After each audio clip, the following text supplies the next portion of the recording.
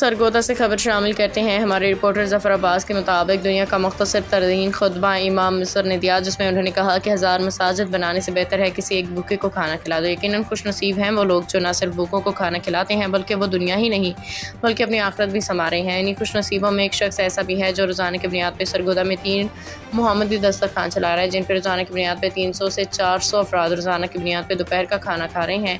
ये शख्सियत फ़ख्रुल इस्लाम है जो अपनी ज़ाती जेब से रोज़ाना की बुनियाद पर 1200 के लगभग अफराद को खाना खिलाते हैं। हफ्ता में रोज़ाना की बुनियाद पर न सिर्फ छोटा गोश्त बल्कि सब्ज़ी, चने, दाल और इसी तरह मुख्तलिफ़ अक़साम के खाने लोगों को तकसीम किए जा रहे हैं। यहाँ पर यह बात काबिल ज़िक्र है कि लोगों की इज़्ज़त नफ्स को बरकरार रखते हुए उन्हें इस रोटी की कीमत 10 रुपये फ़ी किस्म मुकर्रर की गई है ताकि बाइज़्ज़त तरीके से लोग यहाँ पे खाना खा सकें। हवाले से उनका क्या कहना था, ये उनसे सुनते हैं। ये दस्तरखान चलाया हुआ है 20 साल से, तो अल्लाह का शुक्र है।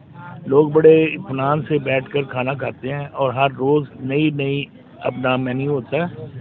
तो लोगों को हम अब छोटा मटन भी खिला दे रहे हैं। लोग कहते हैं कि हम ईद पे गोश्त खाते थे, लेकिन आपने 2 दिन हमें गोश्त देना शुरू कर दिया।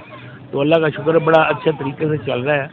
उसकी करम नवाजी है, उसने हमें इस लायक समझा कि हमारे से ये काम करवा रहे हैं। जैसे मैंने 3 दस्तरखान चलवाए हुए हैं।